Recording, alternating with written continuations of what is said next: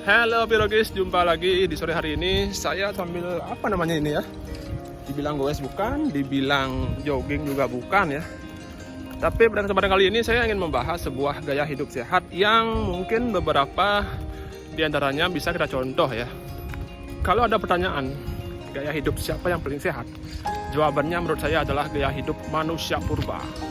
Manusia purba yang sepurba-purbanya ya, bukan manusia purba yang bisa berburu, manusia purba yang bisa memasak, apalagi manusia purba yang bisa bercocok tanam. Tapi ini manusia purba yang sepurba-purbanya yang nggak bisa ngapa-ngapain ya, cuma bisa tidur, makan, produksi. Oke, sekarang kita bahas alasannya ya, mengapa saya mengatakan bahwa gaya hidup yang paling sehat adalah gaya hidup manusia purba.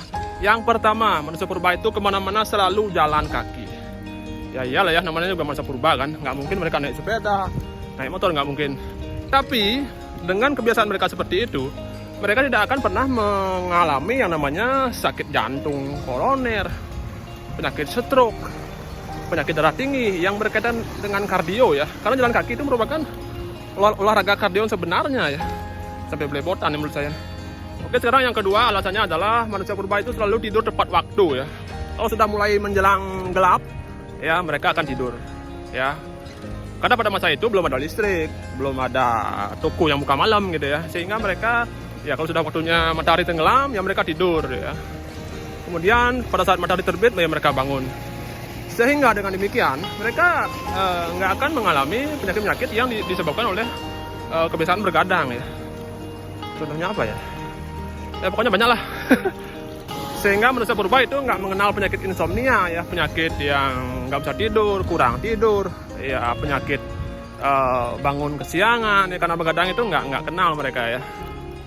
Kemudian yang ketiga ya, gaya hidup sehat dari manusia purba yang bisa kita tiru adalah mereka tidak menunda-nunda BAB ya, karena mereka pada zaman itu ya nggak ada pakaian kan, nggak ada pakaian, mereka masih polosan ya, tanpa kain yang menutup tubuhnya. Jadi kemanapun mereka jalan-jalan, kalau bikin BAB ya langsung jongkok, langsung BAB ya. Tidak seperti sekarang ya, manusia karena bersosialisasi, bekerja misalkan, pada saat di tengah jalan mungkin ya mau BAB, dia ditahan-tahan dulu kan, tahan dulu sambil nyari-nyari di mana sih ada toilet, di mana ada semak-semak. Nah, dengan demikian, dengan menahan-nahan BAB, muncullah kemudian penyakit ya wasir, penyakit sembelit,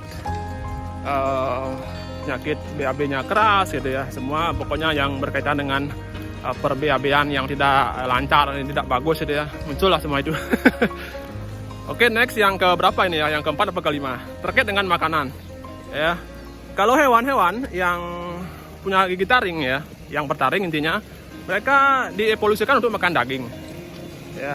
Sedangkan manusia purba yang giginya seperti ini ya, tanpa taring, kira-kira makanan kita apa ya? Mungkinkah kita pada saat menjadi manusia purba, misalkan zaman dulu memangsa kelinci gitu ya, memangsa sapi? Sebenarnya tidak ya, karena kita tidak dirancang sebagai pemburu. Kemudian mungkinkah kita memakan padi ya, sementara kita belum bisa memasak, namanya juga manusia purba ya, sepurba-purbanya belum bisa memasak, belum bisa membuat api ya. Mungkinkah kita memakan padi? Mungkinkah kita memakan beras ya, beras mentah? Tidak kan?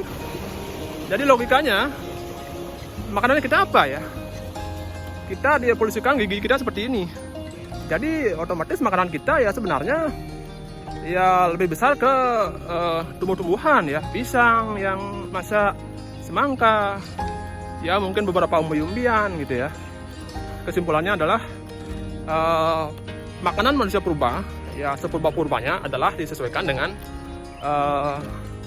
evolusi dari morfologi gigi seperti kita ini ya, yang tidak mungkin dipakai untuk mencabik leher kambing itu misalnya, nggak mungkin ya.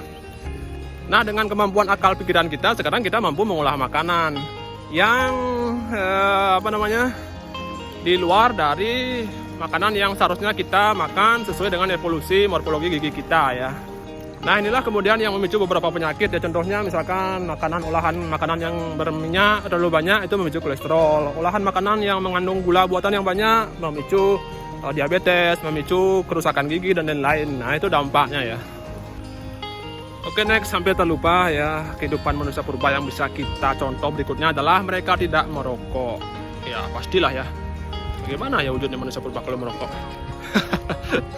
Oke, next, yang terakhir, kehidupan manusia purba, pola hidup sehatnya yang bisa kita tiru adalah mereka tidak overthinking ya, terkait dengan nggak punya uang, kemudian pekerjaan, keluarga dan lain-lain, sehingga mereka nggak mungkin stres dengan hal-hal seperti itu ya.